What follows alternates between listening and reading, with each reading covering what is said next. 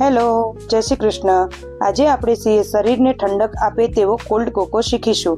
નવી રેસીપી શીખવા માટે અમારી ચેનલને સબસ્ક્રાઇબ કરો અને બાજુમાં આપેલી બેલ આઇકનને જરૂરથી દબાવજો, જેથી તમને અમારી નવી રેસીપીની નોટિફિકેશન મળી જાય.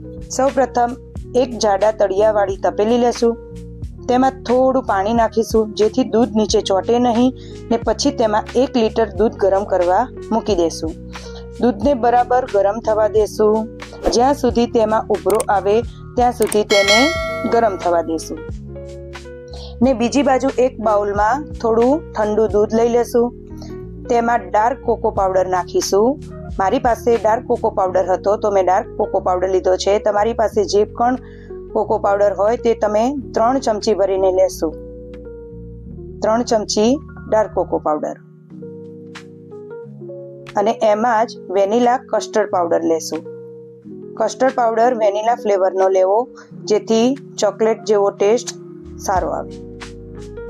2 ચમચી ભરીને વેનીલા કસ્ટર્ડ પાવડર લેશું. હવે તેને બરાબર મિક્સ કરી લેશું, જેથી તેમાં કસ્ટર્ડ પાવડર અને કોકો પાવડરના ગાંઠા રહે નહીં. કોકો પાવડરને ઓગળતા થોડી વાર લાગે છે, તેથી ધીરે ધીરે તેને મિક્સ કરવું. જ્યાં સુધી કોકો પાવડરના ગાંઠા ઓગળે નહીં ત્યાં સુધી મિક્સ કરવું. જુઓ દોસ્તો, હજુ ગાંઠા છે. થોડી વારે તેને મિક્સ કરવાથી હવે જુઓ તે બિલકુલ ગાંઠા ઓગળી ગયા છે. આવું મિશ્રણ આપણે તૈયાર કરવું. બીજી બાજુ એક તપેલીમાં જે આપણે દૂધ ગરમ કરવા મૂક્યું હતું તે થઈ ગયું છે. તેમાં સુગર નાખવી 3 ચમચી. મારી પાસે બ્રાઉન સુગર હતી તો મેં એ નાખી છે. તમે વ્હાઈટ સુગર પણ વાપરી શકો છો. તેમાં મિશ્રણ આપણે મિક્સ કરેલું હતું તે રેડીશું, કોકો પાવડર અને વેનીલા કસ્ટર્ડ પાવડર વાળું. હવે ગેસ ધીમો કરી લેવાનો છે અને પછી રેડવાનો છે. તેને બરાબર મિક્સ કરશું. મિક્સ કરીને આને 7 થી 8 મિનિટ સુધી આપણે ઉકાળશું. જ્યાં સુધી તે થોડું જાડું ને થીક બની જાય ત્યાં સુધી ઉકાળવાનું છે. જુઓ દોસ્તો, હવે થોડું થીક થઈ ગયું છે. તેને બરાબર હજુ ઉકળવા દેશું. જુઓ દોસ્તો, થયું ને. હવે તેમાં 2 ચમચી મિલ્ક મેડ કન્ડેન્સ મિલ્ક રેડીશું. કેમ કે આપણે આગળ ખાંડ નાખેલી હતી તેથી થોડું જ ઓછું જ રેડીશું.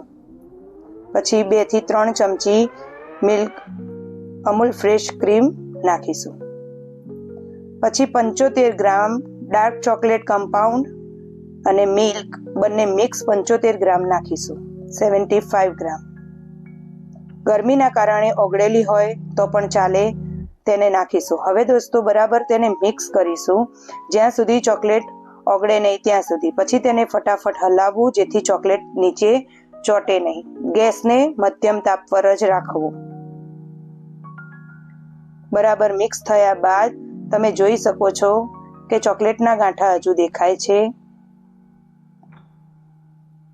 તેને એકદમ ઓગાળી લેવી. જુઓ દોસ્તો, હવે થોડું મિક્સ થઈ ગયું છે. હવે તેને એક બાઉલમાં નીકાળી લેવું. તેને રૂમ ટેમ્પરેચર પર આવવા દેવું. રૂમ ટેમ્પરેચર આવે ત્યાં સુધી રાખવું.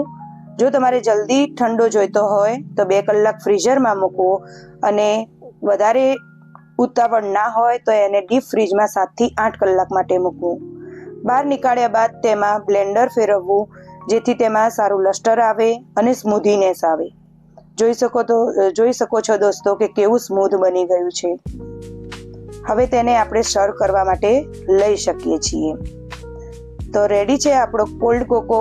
તમે સર્વ કરો અને એન્જોય કરો.